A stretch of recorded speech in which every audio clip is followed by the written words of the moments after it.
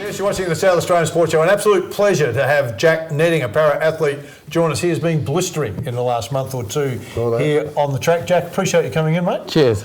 Well, let's talk a little bit about just the last, well, I guess nearly the last month now, last couple of weeks for you, mate. You broke two national records, one, your records to break, the 100 metre and the 200 metre. What happened in that short period of time? Take us through the 100 metre first. So the 100 metre, it's basically just from point A to point B, run as fast as you can. That's the way I look at it. That's a fairly simplistic take. I'm sure that's what Usain Bolt thinks about when he does it. Oh, yeah. What's your time, Jack? What was your time? So 14:12. What, and before? The record before? 14:32. Wow, okay, so you've shaved some time. Yeah. And the 200 metre? 200 metres, that wasn't a personal best, but it was fairly close to it, so it was... Oh, I can't really remember the 200 metre time at the moment. All right, what's next? You come out of that now. The season's, I think summer's over now. So you're moving into the winter absolutely. season. So yeah, competition season's over. I'm on 3 weeks break at the moment, and then basically phase into the winter training stage. So that's when we mainly focus on building up our strength, building up our coordination, technique, and really going for big hill runs. We go up hills. We on Montefiore Hill. Montefiore Hill. I love it. Yeah. It's great. Stair runs, and it's mainly about building up the athletes themselves. That way, and when it comes to technique time and competition later in the summer season, you have a lot more to work with.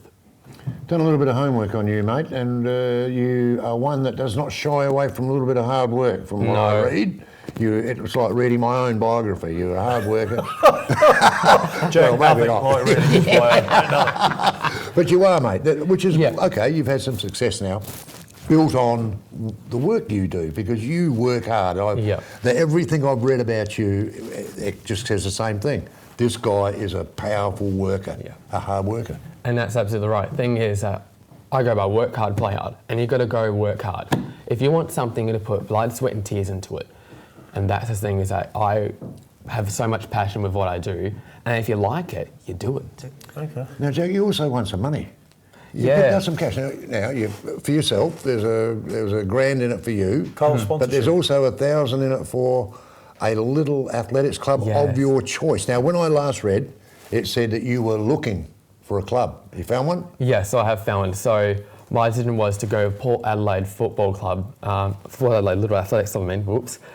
And the reason for that is that they have a lot of little Indigenous athletes, and they have a lot of communities and families that could probably use a bit more support than some other clubs, because they need support for getting people to the facilities, they need help for getting shoes, getting uniforms and things like that. And I think that if these kids can stick to these athletics, and it's going to give them a great path, and it's so much better path than any other paths. Well done, mate. That's really well thought out. How long did it take you to make a decision on, and those reasons you give are spectacular. So you've done a fair bit of research into why you've done it. What amount of work went in just into that decision? Well, I made a lot of phone calls, and with Athletics SA and Coles as well did a bit of research on some of the clubs.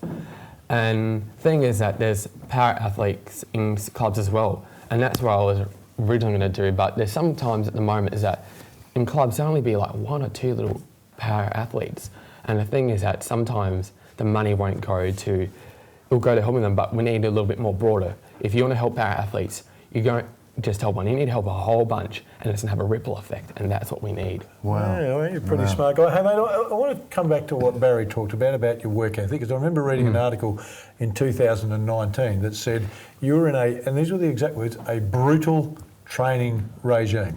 For the year, not for a week, not for 2 weeks, it said for the year. Break down brutal.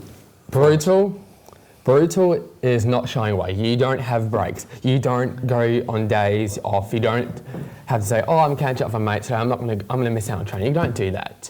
And that's the thing. We run hill runs, we go and do laps, we do 1 kilometre runs. Even though I'm a sprinter, I don't like it, but you gotta do it. But it pays off, that's the thing. And it's a really good community, because who we are training with, that everyone works well together, everyone gets each other. And we work with people who are physically disabled, I train people who are mentally disabled, have learning difficulties, and people who are able-bodied as well, from different age groups, from people who are 14, I think I'm the youngest person who I train with, people who are 57 maybe, and my coach is currently 76, I think that's right. Wow. So, and it's a really good community, and I think yes, it's brutal training and you've got to work hard for it, but when you have that community and everyone supports each other and it's like a click chain reaction and it all goes into progress. You went to the same coach, Jack? Lynn Larson. Yeah. Lynn Larson, she's an amazing coach. She has coached one of the para-athletes who went to Rio down to get a gold medal, placed first in the long jump. Different classification to me, but she used to be a weightlifter and she has worked with many para-athletes and many Indigenous kids and guided them to what they need and what the right light is.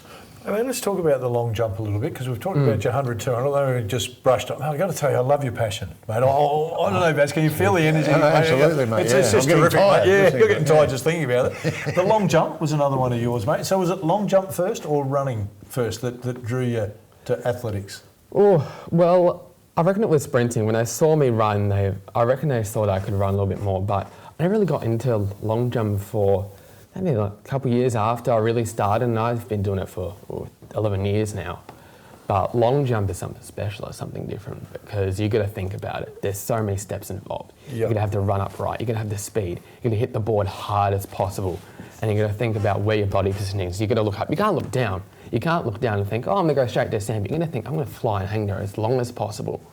Well, you sound to me, I'm listening to you, and I already touched on it, but I love your passion, your energy, but you also sound like one of those guys that clearly thinks about what he's doing.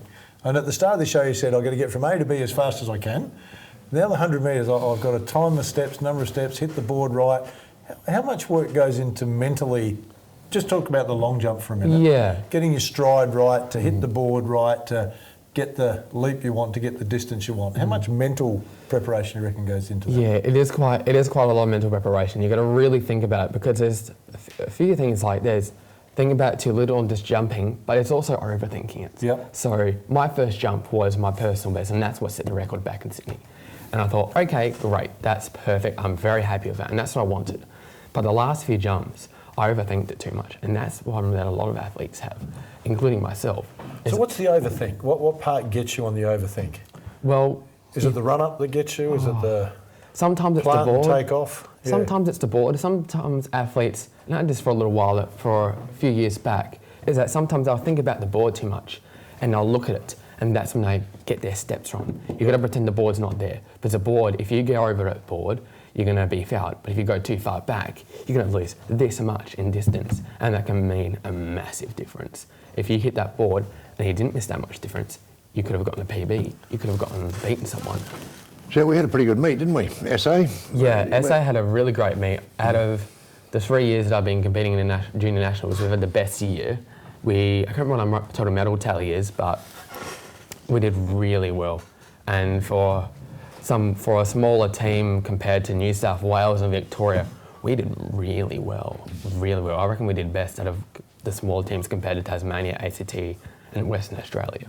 Okay, hey mate, just quickly before we wrap it up, I want to talk to you about, obviously Tokyo's not too far away, and I know that's kind of there for you, but that's not where you need to be right now, is it? No, and a lot of people have been asking me that question, but I'm a long burner and my time has not arrived yet. I'm still going.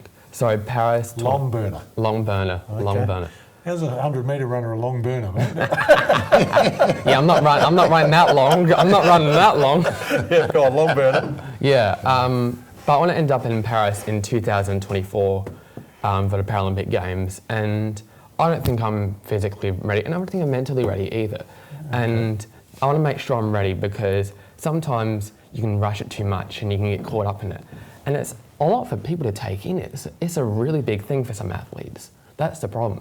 And you can go there, but it's like, okay, this can be this much. And some athletes have their peak really early on, but some don't. And that thing is, if you can wait a little bit, it can be bigger and it can be better. And then maybe you can have a couple more years.